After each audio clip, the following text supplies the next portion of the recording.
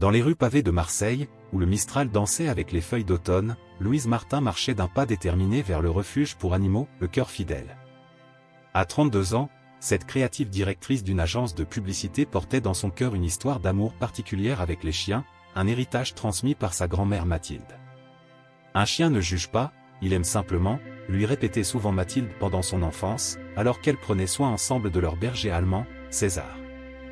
Ces moments précieux avaient façonné la personnalité de Louise, lui enseignant que l'amour inconditionnel existait véritablement dans les yeux d'un chien. Aujourd'hui, après des mois de thérapie suite à une rupture douloureuse avec Thomas, son fiancé de 5 ans, Louise se sentait enfin prête à ouvrir son cœur à nouveau. Non pas à un homme, mais à un compagnon à 4 pattes qui pourrait l'aider à guérir ses blessures émotionnelles. Le refuge, le Cœur Fidèle, était géré par Marie-Claire Dubois, une femme d'une 50aine d'années au visage bienveillant, qui avait consacré sa vie aux animaux abandonnés. Chaque chien qui arrive ici porte une histoire, expliqua-t-elle à Louise en la guidant à travers les chenilles. Certaines sont plus difficiles que d'autres, mais tous méritent une seconde chance. Louise écoutait attentivement, observant chaque animal, jusqu'à ce que son regard croise celui d'un berger français à la robe fauve. Il se tenait immobile dans son enclos, ses yeux ambrés fixés sur elle avec une intensité troublante. « C'est Gaston », présenta Marie-Claire. Il est arrivé il y a 3 mois. Un cas particulier. Il a été trouvé errant dans les collines près de Cassis, très méfiant au début. Maintenant, il s'est un peu ouvert, mais il reste réservé. Quelque chose dans le regard de Gaston toucha Louise profondément. Elle s'approcha doucement de l'enclos, s'accroupissant pour se mettre à son niveau. Le chien ne recula pas, maintenant ce contact visuel qui semblait transcender les mots. Il y a une tristesse dans ses yeux, murmura Louise, mais aussi tellement de douceur. Marie-Claire observa leur interaction avec intérêt.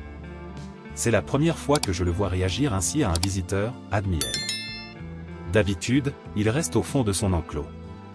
Il doit sentir quelque chose de spécial en vous. Louise passa les heures suivantes à apprendre l'histoire de Gaston, ou du moins ce qu'on en savait. Les vétérinaires estimaient son âge à environ 4 ans, mais son passé restait un mystère. Il n'était pas maltraité, expliqua Marie-Claire, mais quelque chose l'a profondément marqué. Nos bénévoles travaillent avec lui depuis des semaines pour l'aider à reprendre confiance. Cette révélation ne fit que renforcer la conviction de Louise. Elle aussi connaissait la douleur de la trahison, la difficulté de faire à nouveau confiance. Peut-être était-ce le destin qui les avait réunis, 2 âmes blessées ayant besoin l'une de l'autre pour guérir. Les formalités d'adoption furent rapidement complétées, malgré les avertissements de Marie-Claire sur les défis d'adopter un chien au passé complexe. Il aura besoin de temps, de patience et d'amour, prévint-elle. Êtes-vous sûre d'être prête pour cet engagement ? Louise n'hésita pas une seconde. Parfois, les blessures les plus profondes nous permettent de créer les liens les plus forts, répondit-elle, repensant aux paroles de sa grand-mère. Ce qu'elle ignorait encore, c'était à quel point cette décision allait transformer sa vie, d'une manière qu'elle n'aurait jamais pu imaginer. Les premiers jours de Gaston dans l'appartement de Louise, situé dans le quartier du Panier à Marseille, furent marqués par une adaptation progressive et touchante. L'appartement, un duplex lumineux avec vue sur le Vieux-Port, devint le théâtre d'une belle histoire d'apprivoisement mutuel. Sophie, la meilleure amie de Louise et vétérinaire de profession, passa le premier soir pour s'assurer que tout allait bien. « Il est magnifique », dit-elle en observant Gaston explorer prudemment son nouvel environnement. « Mais n'oublie pas, Louise, les chiens du refuge peuvent parfois porter des surprises. Il faudra être attentive à tout changement de comportement. » Les jours s'écoulèrent, rythmés par de nouvelles routines. Chaque matin, Louise emmenait Gaston faire une longue promenade le long des quais, où les premiers rayons du soleil dansaient sur les eaux du port. Le chien, d'abord timide, commença à montrer des signes d'épanouissement. Son regard mélancolique s'illuminait progressivement, surtout lorsque Louise rentrait du travail. Un soir, alors qu'elle travaillait sur une importante campagne publicitaire dans son bureau à domicile, Louise remarqua que Gaston ne la quittait plus d'une semelle. Il la suivait de pièce en pièce, comme une ombre protectrice. « Tu as peur que je disparaisse ?» lui demanda-t-elle tendrement, touchée par cette démonstration d'attachement. Cependant, au fil des semaines, des changements subtils s'opérèrent. Gaston, qui dormait initialement dans son panier près du salon, commença à gratter à la porte de la chambre de Louise pendant la nuit. La première fois, elle céda, émue par ses gémissements plaintifs. « Juste pour cette fois », se dit-elle. Mais cette exception devint rapidement une habitude. Un matin, Louise reçut la visite d'Amélie, une autre propriétaire de chiens du refuge. Elles s'étaient rencontrées lors d'une journée d'adoption et avaient gardé contact.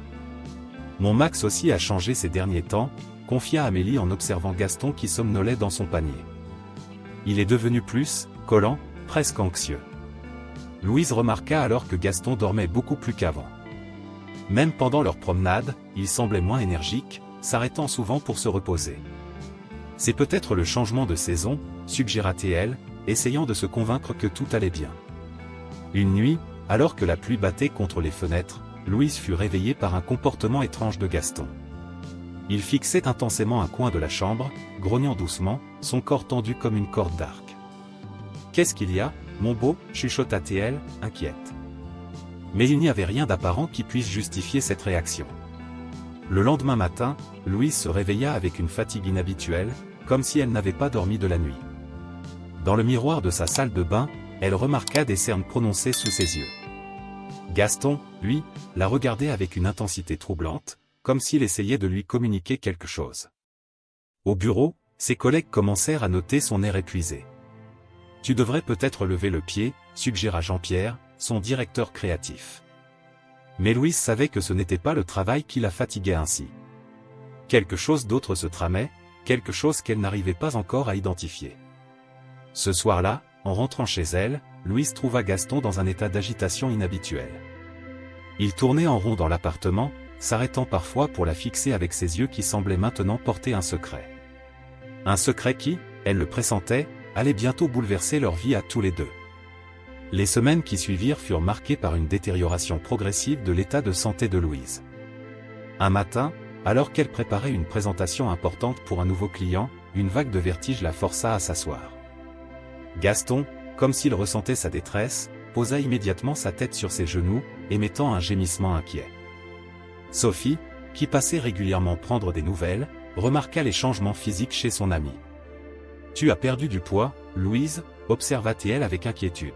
« Et ces éruptions sur tes bras. Tu devrais consulter un médecin. » Louise balaya ses préoccupations d'un geste de la main, blâmant le stress du travail et le changement de saison. Cependant, un appel inattendu de Marie-Claire du refuge, le cœur fidèle, vint bouleverser ses certitudes. « Louise, je pense que nous devons parler », sa voix trahissait une nervosité inhabituelle. D'autres adoptants ont signalé des problèmes similaires avec leurs chiens. Une famille a même dû renoncer à leur adoption. Lors de leur rencontre au refuge, Marie-Claire révéla une information troublante, 3 autres chiens adoptés durant la même période que Gaston présentaient des symptômes inquiétants. Leurs propriétaires rapportaient également des problèmes de santé inexpliqués. « Il y a quelque chose que je dois vous avouer », murmura Marie-Claire, le regard fuyant. Ces chiens, dont Gaston, proviennent tous du même endroit. Elle expliqua qu'un mystérieux bienfaiteur avait amené ces chiens au refuge 3 mois plus tôt, prétendant les avoir trouvés errant dans les collines. « Nous avons fait les examens de routine », se défendit-elle, mais peut-être que nous avons manqué quelque chose. En rentrant chez elle, Louise fut frappée par une nouvelle vague de fatigue. Dans un moment de lucidité, elle décida de noter tous ses symptômes, fatigue chronique, éruption cutanée, douleurs musculaires, fièvre intermittente.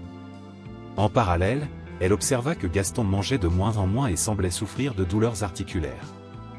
Un soir, alors qu'elle recherchait des informations sur Internet, Louise tomba sur un forum de discussion où d'autres propriétaires de chiens de la région marseillaise partageaient des expériences similaires. Un message en particulier attira son attention: « Méfiez-vous des adoptions récentes au refuge, le cœur fidèle. Mon chien et moi sommes malades depuis son arrivée. » Bouleversée par cette découverte, Louise contacta Amélie, qui avait adopté Max à la même période. « Max est de plus en plus faible », confirma Amélie, la voix tremblante. « Les vétérinaires ne comprennent pas ce qui se passe. J'ai même dû prendre un congé maladie tellement je suis épuisée. » La situation prit un tournant décisif lorsque Sophie, après avoir examiné Gaston une nouvelle fois, remarqua des symptômes qu'elle n'avait jamais vus auparavant.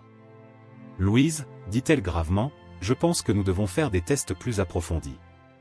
Il y a quelque chose qui m'inquiète vraiment. » Cette nuit-là, allongée dans son lit avec Gaston à ses côtés, Louise fut tourmentée par des questions sans réponse. D'où venaient réellement ces chiens? Pourquoi le refuge semblait-il si réticent à partager certaines informations? Et surtout, Quel lien mystérieux unissait leurs souffrances? Dans l'obscurité de sa chambre, alors que la fièvre montait à nouveau, Louise prit une décision, elle allait découvrir la vérité, peu importe le prix à payer. Pour elle, pour Gaston, et pour tous les autres qui souffraient en silence. Le cabinet vétérinaire de Sophie était silencieux ce matin-là, lorsque Louise y emmena Gaston pour des examens approfondis. Les résultats des premiers tests avaient alarmé Sophie suffisamment pour qu'elle mobilise son équipe entière. J'ai contacté un spécialiste des maladies infectieuses, expliqua-t-elle à Louise. Le docteur Laurent Mercier. Il arrive de Paris aujourd'hui. Pendant l'attente, Louise observait Gaston, allongé sur le sol carrelé, la respiration lourde. Ses pensées dérivèrent vers sa dernière conversation avec Marie-Claire, qui avait fini par avouer que le mystérieux bienfaiteur était un certain Antoine Durand, se présentant comme un éleveur de la région. Il semblait si sincère, avait-elle murmuré, les yeux embués de larmes. Nous n'avions aucune raison de douter. L'arrivée du docteur Mercier interrompit ses réflexions. Grand et distingué, il examina Gaston avec une attention méticuleuse, posant des questions précises sur son comportement et ses symptômes. Son visage s'assombrit progressivement. « Mademoiselle Martin, dit-il enfin, je crains que nous ayons affaire à quelque chose de sérieux. Les symptômes correspondent à une brucellose canine. » Le diagnostic tomba comme un coup près. Sophie, qui assistait à la consultation, pâlit visiblement. « La brucellose, répéta-t-elle, incrédule. Mais c'est extrêmement rare en France. » Le docteur Mercier acquiesça gravement. C'est une infection bactérienne qui peut se transmettre aux humains par contact rapproché. Vos symptômes, mademoiselle Martin, sont malheureusement très évocateurs. Dans les heures qui suivirent, tout s'accéléra. D'autres propriétaires de chiens du refuge furent contactés en urgence. Les autorités sanitaires furent alertées, déclenchant une enquête sur l'origine des animaux. Le nom d'Antoine Durand se révéla être une fausse identité, ouvrant la porte à des questions encore plus troublantes. Louise, assise dans la salle d'attente pendant que Gaston subissait des examens supplémentaires, fut rejointe par Amélie, en larmes. « Max a aussi la brucellose, sanglota-t-elle. Comment ont-ils pu nous faire ça? Comment ont-ils pu mettre nos vies en danger ainsi ?» Le docteur Mercier expliqua que le traitement serait long et complexe, nécessitant une séparation temporaire entre les chiens et leurs propriétaires. « La bactérie est résistante, précisa-t-il. Il faudra plusieurs semaines de traitement antibiotique et une surveillance étroite. » Cette nouvelle déchira le cœur de Louise. L'idée de se séparer de Gaston, même temporairement, lui semblait insupportable. Elle se rappela leur première rencontre, ses yeux tristes qui l'avaient tant émue. Maintenant, elle comprenait que cette tristesse cachait peut-être une souffrance physique réelle.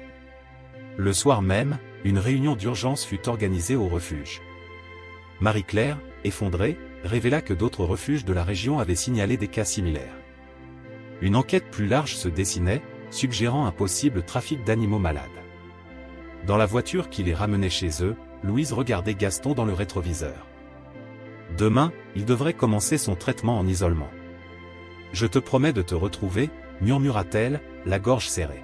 « Nous traverserons cette épreuve ensemble. » Cette nuit-là, bravant les conseils médicaux, Louise permit une dernière fois à Gaston de dormir près d'elle. Dans l'obscurité, elle sentait son souffle régulier, sa présence réconfortante. Elle savait que cette proximité était risquée, mais elle avait besoin de ce dernier moment de connexion avant leur séparation forcée. Les premiers jours sans Gaston furent une véritable torture pour Louise. La clinique vétérinaire spécialisée où il avait été transféré se trouvait à l'autre bout de la ville, et les visites n'étaient autorisées qu'à travers une vitre. « C'est pour votre sécurité », rappelait gentiment l'infirmière vétérinaire, Claudine, alors que Louise posait sa main sur la vitre, Gaston faisant de même avec sa patte de l'autre côté. Pendant ce temps, l'enquête progressait. L'inspecteur Bernard Rousseau, chargé de l'affaire, découvrit que le prétendu Antoine Durand était en réalité impliqué dans un réseau bien plus vaste. « Nous avons retrouvé sa trace dans plusieurs régions, » expliqua-t-il lors d'une réunion avec les propriétaires concernés. Il semble qu'il récupérait des chiens malades à bas prix dans des fermes d'élevage douteuses, puis les revendait à des refuges sous différentes identités. Louise, suivant son propre traitement antibiotique, passait ses soirées à compiler des informations sur l'affaire. Sur son mur, des photos, des articles, des témoignages s'accumulaient, formant une toile complexe de connexions. Sa formation en publicité lui permettait de voir des patterns que d'autres auraient pu manquer. Un soir, alors qu'elle étudiait des documents fournis par Marie-Claire, elle remarqua quelque chose d'intrigant: tous les chiens malades provenaient initialement de la même région des Alpes de Haute-Provence. Il y a un lien, murmura-t-elle, appelant immédiatement l'inspecteur Rousseau. Cette découverte conduisit les enquêteurs à une ferme isolée près de Digne-les-Bains, où ils trouvèrent des conditions d'élevage déplorables. Le propriétaire, un certain François Lemaire, avait consciemment vendu des chiens malades à des intermédiaires comme le faux Antoine Durand, préférant le profit à la santé des animaux. À la clinique, Gaston montrait des signes d'amélioration, mais la séparation pesait lourdement sur son moral. Il refuse souvent de manger, confiait Claudine à Louise lors de ses visites quotidiennes. Il ne s'anime que lorsque vous êtes là, même à travers la vitre. Sophie, qui suivait de près le traitement de tous les chiens affectés, travaillait sans relâche avec ses collègues pour adapter les protocoles. Chaque cas est unique, expliquait-elle. La brucellose affecte différemment chaque organisme, et nous devons personnaliser les traitements. Les jours se transformèrent en semaines, rythmés par les visites à la clinique et les séances de thérapie antibiotique. Louise avait formé un groupe de soutien avec d'autres propriétaires affectés, partageant leurs expériences et s'entraidant dans les moments difficiles. Amélie, notamment, était devenue une véritable amie, leurs épreuves communes ayant forgé un lien indéfectible. Un matin pluvieux, alors que Louise attendait dans la salle d'attente de la clinique, le docteur Mercier vint la trouver avec un sourire encourageant. « Les derniers tests de Gaston sont très prometteurs », annonça-t-il. « Si cette tendance se maintient, nous pourrons envisager une réunion progressive dans quelques semaines. » Cette nouvelle ranima l'espoir dans le cœur de Louise. Cependant, la prudence restait de mise. Le docteur Mercier insista sur l'importance de suivre un protocole strict de réunification: nous ne pouvons pas risquer une rechute. La brucellose est traître, et la moindre négligence pourrait nous ramener à la case départ. Ce soir-là, en rentrant chez elle, Louise s'arrêta devant le panier vide de Gaston. Les antibiotiques commençaient à faire effet, sa propre fatigue diminuait progressivement, mais le vide laissé par l'absence de son compagnon restait béant. Elle prit son journal et écrivit: « Bientôt, mon ami. Bientôt, nous serons à nouveau ensemble, plus forts qu'avant. » Le jour du retour de Gaston arriva enfin, après 3 mois de séparation. Le soleil printanier de Marseille illuminait l'appartement de Louise, qu'elle avait minutieusement préparé selon les instructions du docteur Mercier. « Tout doit être parfaitement propre », avait-il insisté, et nous devrons procéder par étapes. La première semaine de réunification prévoyait des visites progressives, sous surveillance médicale. Sophie, qui avait joué un rôle crucial dans leur guérison, supervisait personnellement le processus. « C'est un moment historique », déclara-t-elle. « Vous êtes les premiers à avoir traversé et vaincu cette épreuve ensemble. » Lorsque Gaston franchit le seuil de l'appartement, son regard n'était plus celui du chien mélancolique du refuge. Ses yeux brillaient d'une joie pure, tempérée par une sagesse nouvelle. Il s'approcha doucement de Louise, comme s'il comprenait l'importance de maintenir une certaine distance. Leur connexion, loin d'avoir été affaiblie par la séparation, semblait plus forte que jamais. La nouvelle de leur réunification fit rapidement le tour de la communauté des propriétaires affectés. Amélie, dont Max était encore en traitement, vint leur rendre visite, les larmes aux yeux. « Vous nous donnez de l'espoir à tous », murmura-t-elle, observant la complicité évidente entre Louise et Gaston. L'enquête sur le trafic d'animaux malades avait abouti à des arrestations importantes. François Lemaire et ses complices furent traduits en justice, leurs actes ayant affecté des dizaines de familles à travers la France. Marie-Claire, bien que profondément affectée par le scandale, avait transformé cette expérience en une mission. Le refuge, le cœur fidèle, était devenu un modèle en matière de contrôle sanitaire et de transparence. Un soir, alors que Louise travaillait sur son ordinateur, Gaston vint poser sa tête sur ses genoux, comme il le faisait avant leur séparation. Cette fois, cependant, ce geste était différent, plus conscient, plus mesuré. Louise comprit que leur lien avait évolué vers quelque chose de plus profond, une compréhension mutuelle forgée dans l'adversité. « Tu sais », confia Louise à Sophie lors d'un dîner, « cette épreuve m'a appris que l'amour véritable n'est pas seulement une question de proximité physique. C'est la volonté de faire ce qui est juste pour l'autre, même quand c'est difficile. » Le docteur Mercier organisa une conférence médicale pour partager leur expérience avec la communauté vétérinaire. Louise et Gaston y participèrent comme témoins vivants de la possibilité de guérison. Leur histoire devint un cas d'étude, non seulement pour le traitement de la brucellose, mais aussi pour l'importance du lien humain-animal dans le processus de guérison. 1 an après leur première rencontre au refuge, Louise et Gaston se promenaient sur les quais du Vieux-Port. Le soleil couchant baignait Marseille d'une lumière dorée, et l'air marin portait les promesses d'un nouveau départ.